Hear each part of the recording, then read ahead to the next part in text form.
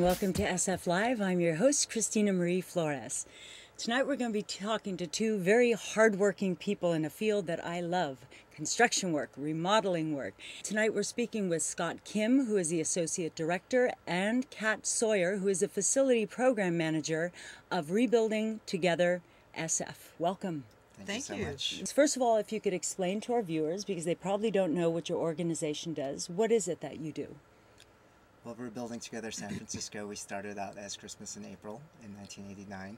But our mission is to help renovate low-income housing, as well as we also work on facilities. And we've been doing that for 19 years, so we're entering our 20th year. And our mission has changed a little bit. I think we're framing it as trying to preserve affordable housing within the city of San Francisco, since the cost of living is so high here. Oh, yes. Affordable housing. So you have homeowners that you're working with, not renters, but homeowners. Right, That's house is now in disrepair and beyond the scope of their income in order to fix. What type of problems are we talking about in most homes that you work on? Well, you know, deferred maintenance can run from the big to the small. I mean, we are able to help with some of the medium to small things on our rebuilding weekend. So we can bring a team in of 25, 30 people to a home and help them to remove the clutter, install safety modifications, and then also do things to beautify the home, paint, do landscaping. A lot of the times things like that where people used to be able to take care of these things themselves, and then as they age and become more limited in mobility, they're not as able to take care of their house around them. So we come to give them that little extra people power. Okay, I could use that little people power. I don't know, but which brings me to the question, who is eligible for your help? Because, you know, I'd love to have my house painted and a little bit of yard work too if you have some time. But these are people that, what is the criteria for the people you help? So we have income requirements which follow the HUD guidelines. Okay. And for the city of San Francisco, it's actually starts about $60,000 for one person, and then it jumps to about $64,000 for two, and goes on from there. But I also would like to say that we also work with renters also. Through our through our Home Safety and Independence program. So the safety modifications, that's our year-round program that we haven't talked about yet. So a lot of that is safety modifications for people who want to age in place. So these are seniors who are getting up in age, but the number one reason why seniors go into a long-term facility is a simple fall in their own house. So because they don't have the correct safety requirements, the bars and the bathtub, the grab bars. And now, isn't that the landlord's responsibility at a certain point when their renter gets to a certain age to provide those things, or is that not? You would think so, but I don't think it is. So we get a lot of calls.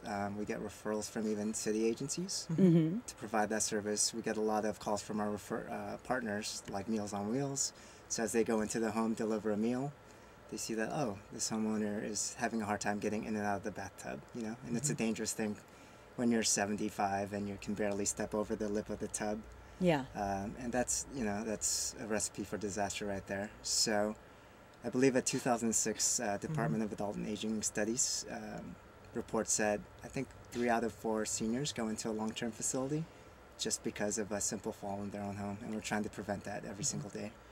And they don't want to leave their home. Right. Exactly. Yeah, they shouldn't have to leave their home, especially with some minor modifications that you can Keep do. them safe. Yeah, and then a lot of times people don't really self-identify. So, you know, whenever their social worker comes in through the Meals on Wheels or Institute on Aging, that's when they can oftentimes be brought to our attention, and we can help to convince them that they might need a little help or that they might benefit from having a bar in the shower. You know, everyone tries to hang on to their idea that they're still 30 years old, right?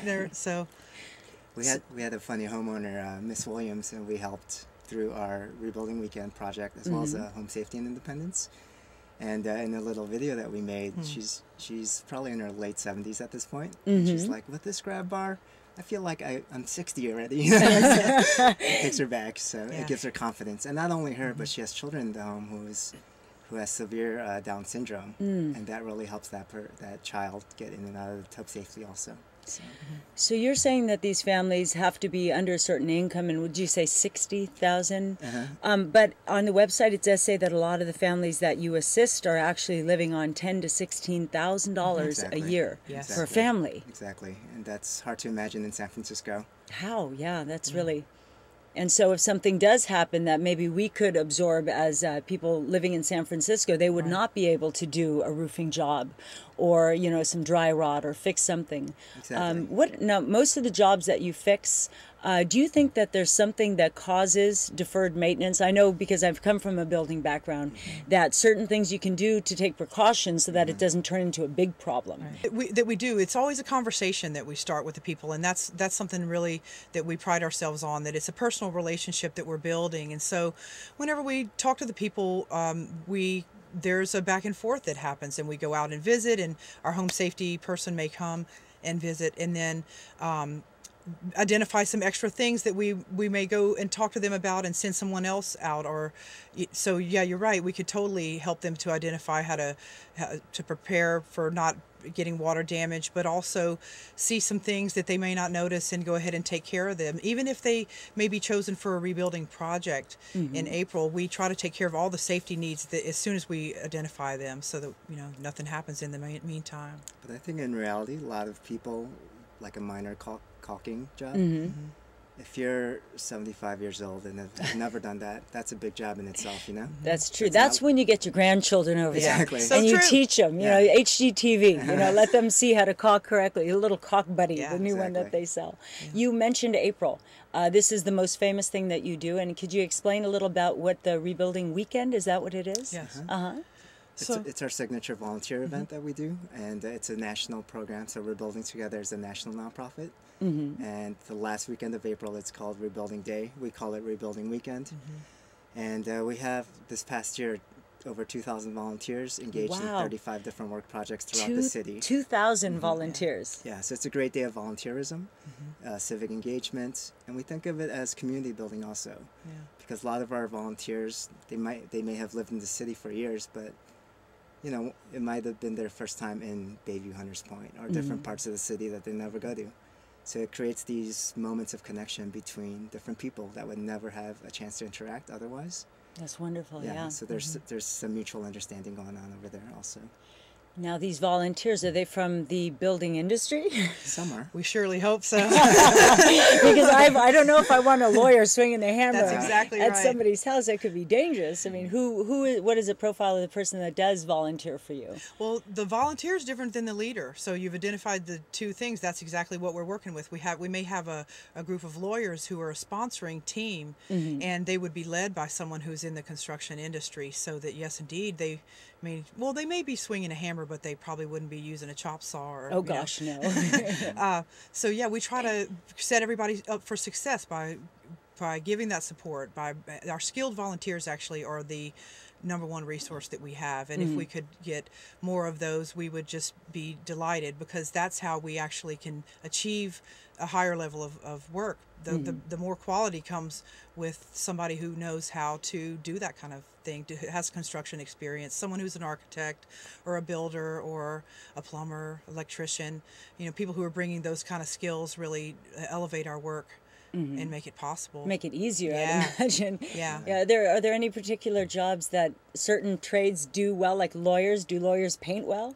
I mean, can you group it in? Is there any certain type, like dentists? Do they dig well? Right. You know what? We don't get a lot of dentists. You don't get a lot of dentists. What's up with the dentist? We need some dentists. If you're a dentist, or you're happy, or you're healthy and good around the house, come on down and volunteer. Definitely. And it is true about so many people that do not go to certain areas of the city, and to open their eyes and see someone that's struggling on 10 to 16,000 a month, a year, and trying to make ends meet, and being able to do something. I know in building, it's so amazing because you see immediately what you've done. It's a tangible result immediately from what you've done. It must just make them just walk out of there at the end of the day very proud. It is. It's a great team building experience for people to come together, because sometimes, we have a lot of corporate sponsors that come in and they want to send their employees to do a team building day.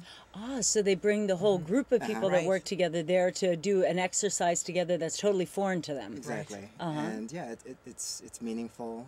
it gives them an opportunity to give back to the community, and ultimately the resources get to the community members that need them.